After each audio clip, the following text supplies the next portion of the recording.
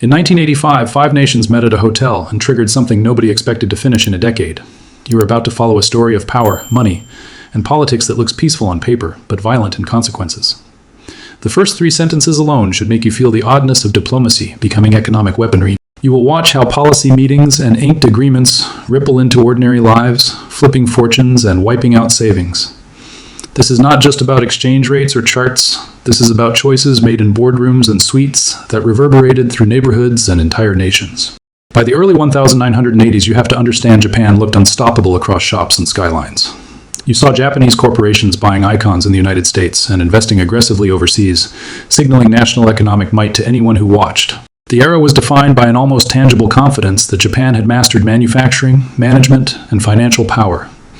You should picture highways of cars, factories humming, and Japanese brands dominating global markets, while politicians in Washington watched trade balances grow lopsided and nervous.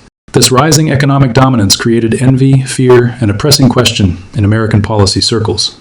How do you protect domestic industries when a rival floods the world with cheaper, high-quality exports? You need to remember the numbers because they mattered to policymakers who counted votes, jobs, and manufacturing plants.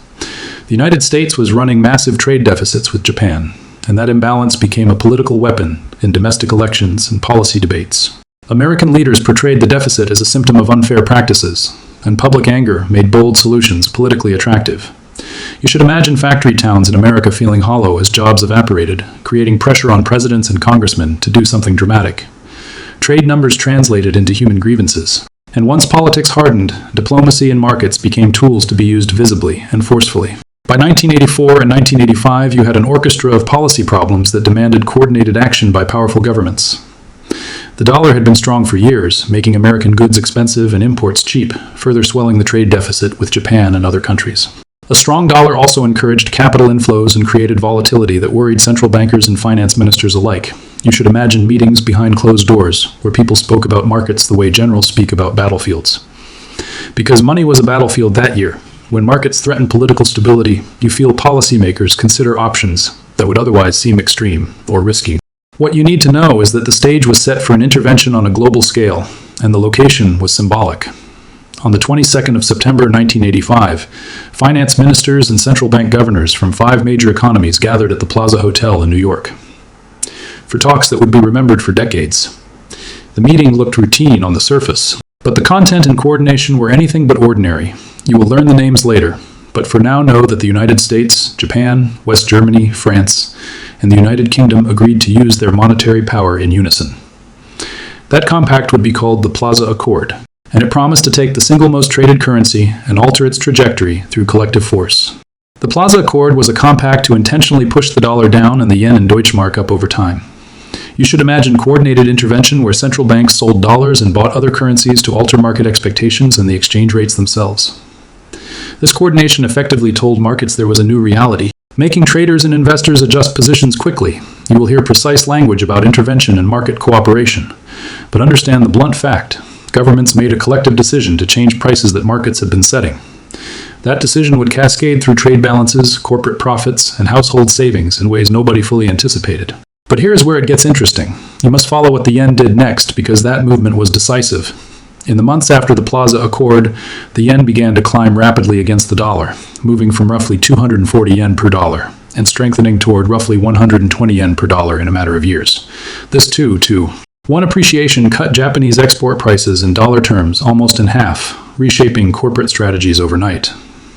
You should picture factories recalculating margins and exporters feeling revenues squeezed, even as unit sales remained high or rose slightly. The sudden loss of competitive price advantage created urgent political and economic pressure within Japan to respond creatively and quickly. If exports became less profitable, you would expect a standard economic adjustment, but Japan chose a different path under intense domestic pressures. Rather than allowing industry to shrink, Japanese leaders pursued financial easing and fiscal stimulus to maintain domestic demand and employment. The Bank of Japan lowered interest rates and liquidity flowed into credit markets, encouraging borrowing and aggressive investment in land and stocks. You must see how cheap money meets cultural tendencies toward security and prestige in Japan, producing a frenzy of real estate purchases and speculative equity bets. The result was not a measured correction, but an exponential rise in asset prices that looked increasingly detached from economic fundamentals. What happened next will shock you because asset prices detached from reality in astonishing ways across Japan. Property in central Tokyo began trading at values that left economists bewildered and investors euphoric, with stories circulating that Tokyo land values rivaled vast regions abroad. Corporate balance sheets swelled with real estate collateral, while stock prices soared into stratospheric territory, feeding themselves in a classic financial feedback loop. You should imagine apartments bought as investments rather than homes, banks extending ever larger loans secured by rising land values, and everyday citizens tapping into the boom for wealth creation. The cultural and financial momentum made the bubble feel inevitable and everlasting to those living through it. By the end of the decade, the numbers became almost surreal, and the warnings were drowned out by optimism and greed. The Nikkei stock average climbed to nearly 39,000 points, marking what many now call the peak of the bubble economy in December 1989. You should appreciate that such heights created an even larger fall when the underlying realities finally reasserted themselves and speculation turned to panic. You should also remember that Tokyo land valuations prompted headlines claiming certain parcels were worth more than entire nations or states. A rhetorical way to express how stretched valuations had become. Those comparisons shocked the world and created a psychology in markets that exaggerated both confidence and eventual fear. Then the shift happened, and it happened quickly because bubbles are brittle by nature when reality asserts itself. As credit tightened slightly and international attention turned toward overheating Japan, asset prices stopped their upward climb and began to wobble under stress. The Nikkei plummeted from nearly 39,000 to about 15,000 within a few years. A collapse that wiped out colossal amounts of household and corporate wealth. You need to understand the human dimension of that fall, because banks found themselves holding bad collateral, and companies struggled under mountains of debt. What followed were waves of bankruptcies, an immobilized credit system, and a general collapse of investment and confidence that would not recover easily. You will want to know why Japan could not simply refuse American pressure and avoid these consequences. And that question is crucial to understanding the political leverage at play. Japan relied heavily on a security alliance with the United States and military dependence that translated into political vulnerability on economic issues. American lawmakers and negotiators could press for rapid currency appreciation with real threats to trade policies and diplomatic relations if their demands were ignored. You should picture Japanese leaders balancing national pride, economic calculations, and a geopolitical reality in which confrontation with their largest security partner felt perilous. The result was acquiescence to a solution that seemed externally imposed and internally disruptive. There is an argument that the Plaza Accord was simply pragmatic multilateral policy, rather than deliberate economic sabotage, and that perspective deserves scrutiny. From the American point of view, the Accord was a tool to correct an unsustainable trade imbalance and to curb dollar strength that hurt American workers and exporters. Coordination among major central banks was presented as a responsible move to stabilize markets and avoid unilateral protectionist escalations. You must weigh that portrayal against outcomes, because the same actions created massive negative externalities for Japan that some describe as catastrophic. Whether intentional or not, the policies adopted after the Accord produced a result that looks indistinguishable from an act of economic warfare to many observers. By the 1990s, you should look at the term lost decades and begin to feel how deep a wound it was for Japan. Growth stagnated, prices slowly deflated, and a phenomenon of prolonged economic malaise took hold as investment remained subdued and consumer confidence stayed depressed. Banks struggled under non-performing loans for years, creating a credit crunch that choked off the recovery of normal economic activity. You should also understand that decades of low growth changed societal expectations about prosperity and risk, and that change reverberated through demographics and fiscal policy. Once a miracle economy, Japan became instead a cautionary tale about how quick fixes and external pressures can seed long-term decline. Some analysts insist the Plaza Accord was a policy error that caused unintended harm, while others argue Japan's own domestic choices amplified the damage enormously. You should weigh both claims because neither captures the whole truth without context about political power and economic incentives inside Japan.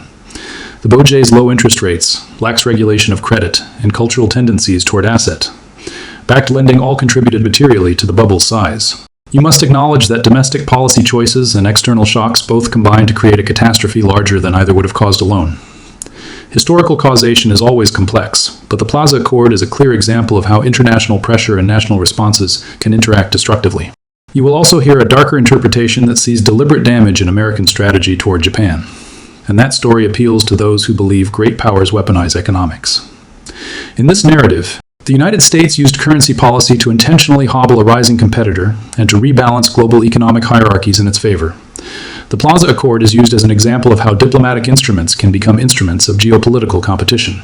You should treat that interpretation with careful skepticism and curiosity, because proving intent in diplomacy is difficult and evidence often remains circumstantial.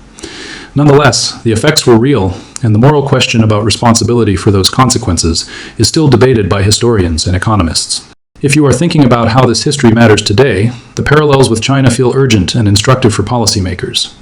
China now runs surpluses and faces pressure from trading partners and competitors who worry about currency manipulation and unfair advantages. You should watch Beijing study the Plaza Accord closely, because the lessons are both tactical and strategic. A coordinated currency move can bring severe consequences to a nation perceived as too dominant. You should imagine leaders in Beijing balancing deterrence, domestic stability, and economic openness while remembering that past events shaped policy playbooks around the world. The memory of Japan's lost decades informs debates over how to respond to a rising power without triggering catastrophic outcomes. What did the world learn from the Plaza Accord and from Japan's struggle to recover after the bubble burst? And why should you care about these lessons this decade? First, coordinated intervention in currency markets can alter national trajectories quickly and unpredictably. And second, domestic responses to external shocks can amplify harm. Policymakers today examine the Accord as both a tool and a cautionary tale in their own playbooks.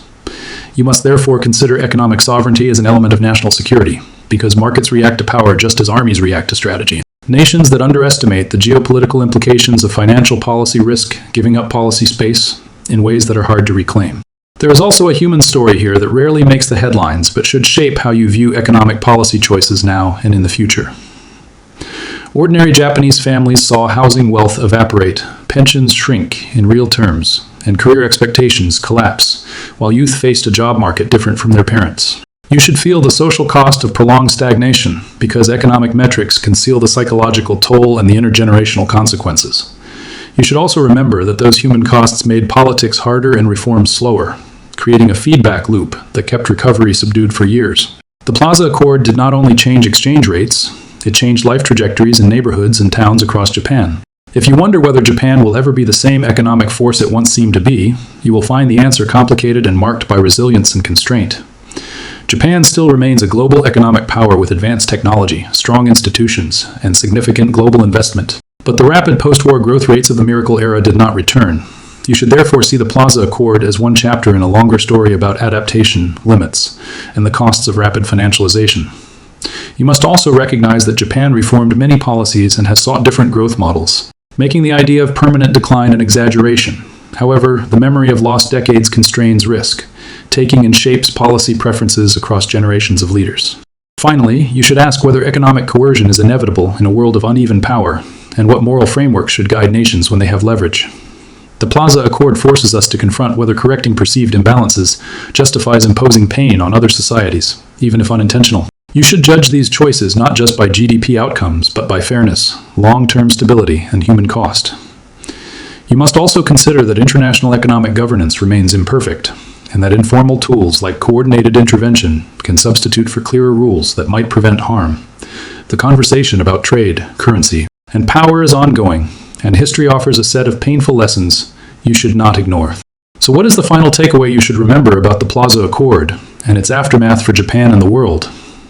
You should remember that decisions made by a handful of officials in one hotel can cascade into 3 decades of economic pain and societal change. That startling fact makes you question how responsibly policymakers wield the levers of global finance. If this story gave you a new perspective on economic power, then you will see why history matters when geopolitics meets markets. The Plaza Accord remains a cautionary tale about the fragile bridge between diplomacy and economic stability. If this investigation changed how you think about global economics, you should keep asking tough questions about policy, power, and consequence. Subscribe for more deep dives into the moments where politics, money, and history collide and reshape nations.